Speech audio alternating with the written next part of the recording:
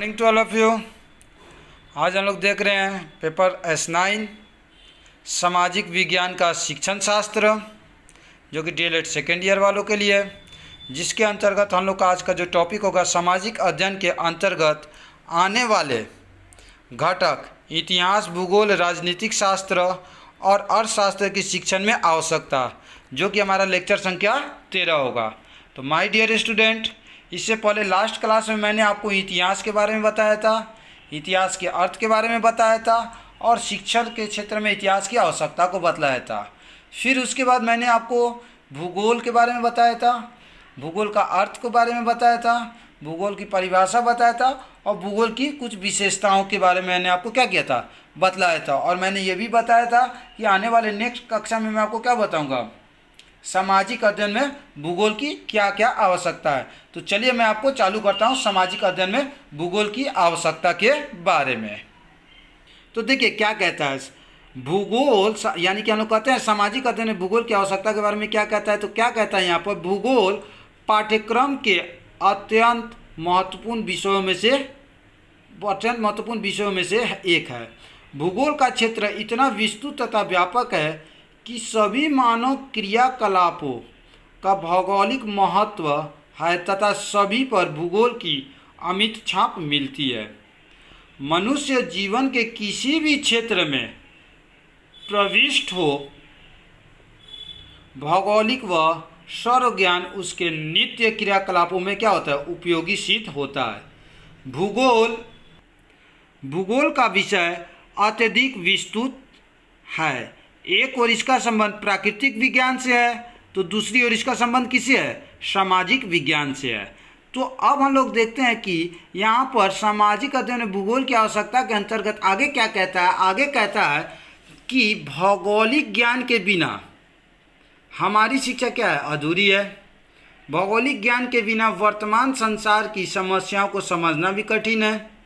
अतः विद्यालय में सामाजिक अध्ययन के शिक्षण के लिए भूगोल की आवश्यकता को निम्न बिंदुओं से स्पष्ट किया जा सकता है। तो जिसके अंतर्गत पहला क्या हो जाता है, जीविकार्जन में सहायक, दूसरा कहता है प्रकृति प्रेम, तीसरा कहता है प्रकृति साधनों का उचित उपयोग, चौथा कहता है चरित्र निर्माण, पांचवा कहता है मानसिक अनुशासन का विकास, छठा कहता है भौगोलिक नियंत्रण का अर्थ स्पष्ट करना, सातवां कहता है देश प्रेम की भावना का विकास करना। तो ये जो सात थे ये क्या थे, सामाजिक अध्ययन में भूगोल की क्या थी, आवश्यकता थी।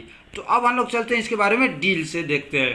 तो मैं आपको डील कर बता रहा हूँ। क्या कहता है, नंबर 1 जीविकार्जन में सहायक। कहता है कि भूगोल जानने वाला व्यक्ति भूगोल से अनभिज्ञ व्यक्ति की अपेक्षा जीविकार्जन अधिक सरलतापूर्वक कर सकता है, चाहे वो व्यापारी हो, कृषक हो, सैनिक हो या व्यवसायी हो।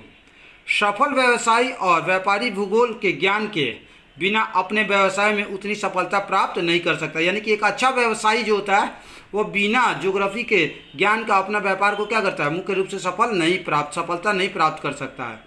यदि व्यवसायी को यह पता रहे कि कौन सी वस्तु कहाँ होती है और कहाँ कम और कहाँ वस्तुओं की मांग अधिक होती है, तो वो व्यवसाय में अधिक क्या हो सकता है, सफल होता है।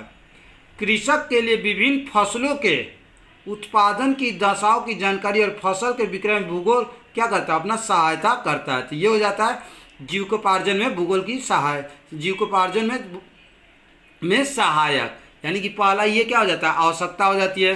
दूसरी आवश्यकता कहती है प्रकृति प्रेम। तो देखिए प्रकृति प्रेम में क्या कहता है कि भूगोल शिक्षण से विद्यार्थियों में प्रकृति प्रेम की भावना जागृत की जा सकती है। यानी कि जो छात्र ज़्यादातर ज्योग्राफी पढ़ते हैं तो उनमें क्या हो जाता है, प्रकृति के प्रति क्या हो जाता है, प्रेम हो जाता है। वे नहीं चाहते हैं कि प्रकृति को किसी प्रकार की नुकसान हो। कहता है कि छात्रों को भौगोलिक भ्रमण के समान प्राकृतिक सौंदर्य के प्रेक्षण के लिए प्रेरित किया जाना चाहिए। यानी कि जब छात्र पढ़ते हैं अगर ज्योग्राफी, उनको क्या करना चाहिए, प्राकृतिक भ्रमण पर हमेशा ले जाने के लिए क्या करना है, भ्रमण पर ले जाना चाहिए। अगर जो छात्र नहीं जाते तो उनको ले जाने के लिए प्रेरित करना चाहिए। पहाड़ों की गगनचुंबी बर्फ से ढकी चोटियाँ, झरने, बादलों, घाटा, इंद्रधनुष, बिजली का चमकना, सुंदर हरे भरे वन तथा विभिन्न बनायल पशु, सूर्योदय और सूर्यास्त के सुंदर दृश्य, बरसभर ही हमारे मन को अपनी ओर क्या करता है, आकर्षित कर लेता है। तो जब हमारी मन को आकर्षित कर लेगा तो क्या होगा, हमें उसके बाद क्या हो जाएगा, प्रकृति से क्या हो जाता है, प्रेम हो जाता है। तीसरा कहता है प्राकृतिक साधनों का उचित उपयोग। कहता है भूगोल शिक्षण का महत्वपूर्ण उद्देश्य यह है कि ये छात्रों को प्राकृतिक साधनों जैसे भूमि, कोयला, वन, पेट्रोलियम, लोहा, सोना, अभ्रक आदि महत्वपूर्ण खनिज पदार्थों का उचित एवं मितव्ययता से उपयोग करना सिखाता है। ये साधन सीमित मात्रा में है। इसका उचित रूप से सीखना भूगोल शिक्षण का एक क्या है, उद्देश्य है। उचित उपयोग से संकटकालीन स्थिति आ सकती है। ये हो जाता है प्राकृतिक संसाधनों का उचित उपयोग, यानी कि भूगोल के अंतर्गत इसकी जानकारी। नेक्स्ट कहता है चरित्र निर्माण।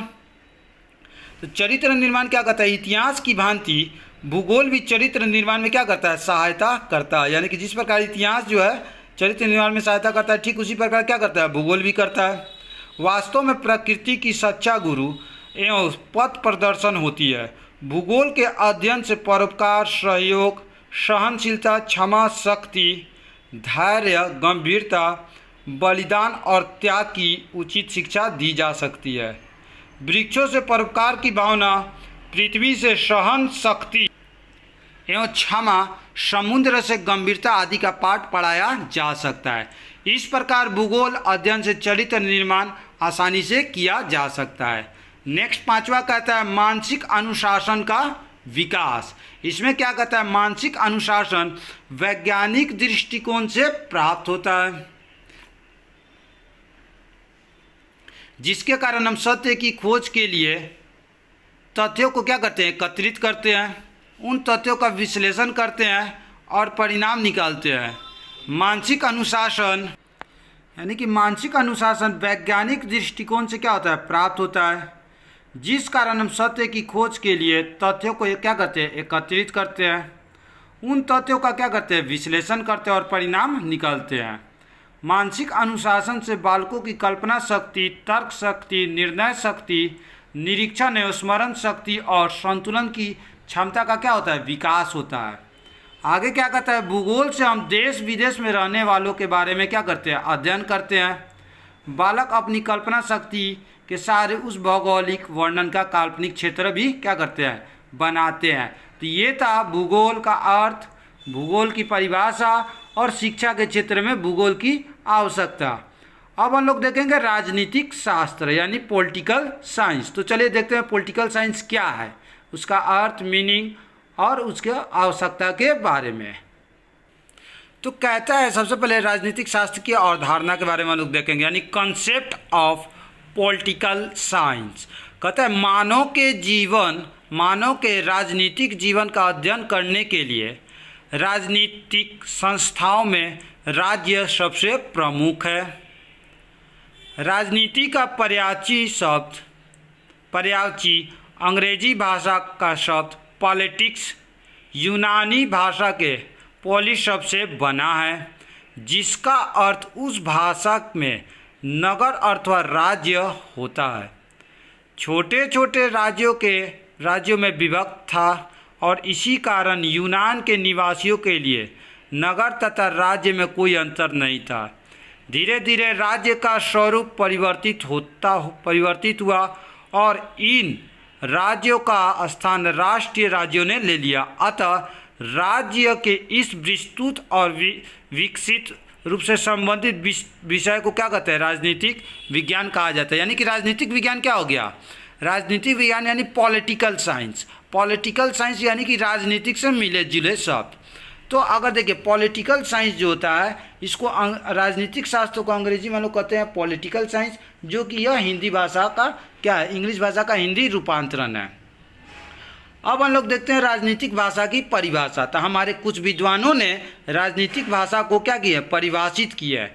जैसे आपका कहता है, पहला आपका कहता है, यहाँ पर आपका दिखाता है, पहला आपका क्या कहता है, ब्लूमस्की के अनुसार कहता है राजनीतिक शास्त्र वह विज्ञान है जिसका संबंध राज्य से होता है। यानी कि ब्लूमस्की क्या कहते हैं कि राजनीतिक शास्त्र का संबंध राज्य से होता है, और राज्य और जो राज्य की आधारभूत अवस्थाओं, इसके तात्विक स्वभाव, इसकी अभिव्यक्ति के रूपों में तथा इसके विकास को समझने का क्या करता है, प्रयत्न करता है, प्रयत्न या प्रयास करता है। तो ये कहता है ये आपको कहते हैं ब्लूटस्की अपने अनुसार कहते हैं। दूसरा कहता है गागर के अनुसार। तो देखिए गार्डनर क्या कहते हैं, गार्डनर कहते हैं राजनीतिक विज्ञान का आरंभ व अंत राज्य के साथ होता है। यानी कि गार्डनर कहते हैं राजनीतिक विज्ञान का आरंभ यानी स्टार्टिंग और एंडिंग किसके साथ होता है, राज्य के साथ होता है। ठीक है, उसके बाद से अब आपका कहता है कि अगर इन परिभाषाओं को अगर जोड़ दिया जाए तो राजनीतिक शास्त्र की सरकार के अध्ययन में निम्नलिखित परिभाषाएं आती है। फिर उसके बाद से लीकॉक क्या कहते हैं, लीकॉक कहते हैं राजनीतिक शास्त्र सरकार से संबंधित है। शीले कहते हैं राजनीतिक विज्ञान शासन संबंधी बातों पर ठीक उसी प्रकार विचार करता है जिस प्रकार अर्थशास्त्र, संपत्ति, जीव विज्ञान, बीजगणित, अंकों तथा रेखा गणित स्थान एवं परिणाम के संबंध में विचार करता है। तो ये हो जाता है हमारे कुछ विद्वानों की क्या हो जाती है, राजनीतिक शास्त्र की परिभाषा जो अपने शब्दों में उन्होंने देते हैं। आगे क्या कहते हैं, इस प्रकार इन विचारकों ने राजनीतिक शास्त्र के सैद्धांतिक पक्ष को ही बिल्कुल अछूत छोड़ दिया, राजनीतिक शास्त्र को केवल सरकार से संबंधित कर दिया। लेकिन वास्तविकता यह है कि सरकार राज्य का एक तत्व मात्र है, राज्य की बिना सरकार के कल्पना भी नहीं की जा सकती। यानी कि अगर कोई भी राज्य की अगर कल्पना करता है तो उसके लिए क्या जरूरी है, सरकार की जरूरत होती है। राज्य सरकार को मूर्त रूप प्रदान करती है, अतः राजनीतिक शास्त्रों को केवल सरकार का अध्ययन मानना असंगत है।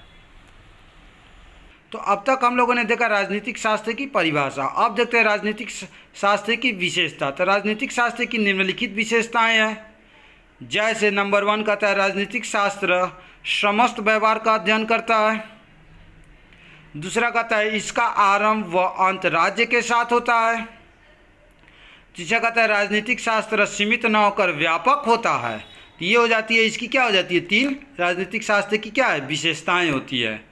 अब हम लोग यहाँ देखेंगे कि सामाजिक अध्ययन में राजनीतिक शास्त्र शिक्षण की आवश्यकता के बारे में।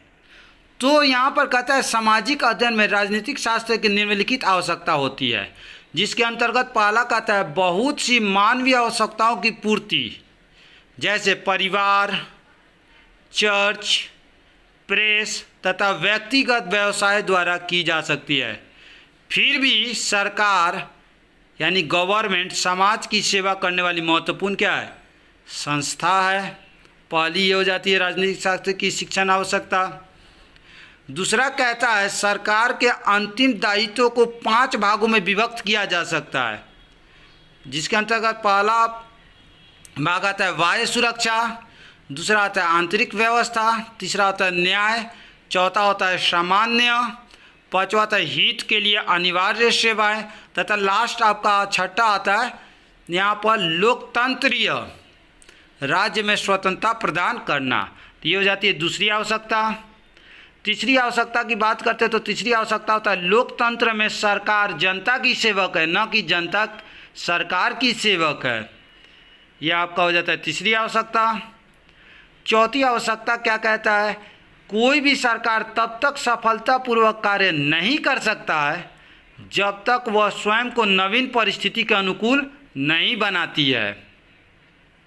पांचवा क्या कहता है, पांचवा कहता है आधुनिक विश्व के सभी राष्ट्र आर्थिक, सामाजिक, सांस्कृतिक तथा राजनीतिक जीवन की अंतर्राष्ट्रीय अन्योन्याश्रित व्यवस्था के क्या है, अंग हैं।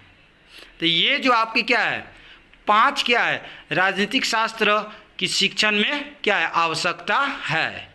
सो माय डियर स्टूडेंट, अभी हम लोगों ने सबसे पहले क्या देखा, अभी हम लोगों ने सबसे पहले देखा सामाजिक अध्ययन में भूगोल की आवश्यकता के बारे में। फिर हम लोगों ने क्या देखा, राजनीतिक शास्त्र। राजनीतिक शास्त्र के अंतर्गत हम लोगों ने राजनीतिक शास्त्र की अवधारणा को देखा, राजनीतिक शास्त्र की अर्थ को देखा, परिभाषा को देखा, और उसके साथ साथ हम लोगों ने क्या देखा, उसके साथ साथ हम लोगों ने देखा राजनीतिक शास्त्र की विशेषताएं, और लास्ट में हम लोगों ने देखा कि सामाजिक अध्ययन में राजनीति शास्त्र की शिक्षण में आवश्यकता के बारे में। So thank you, have a nice day.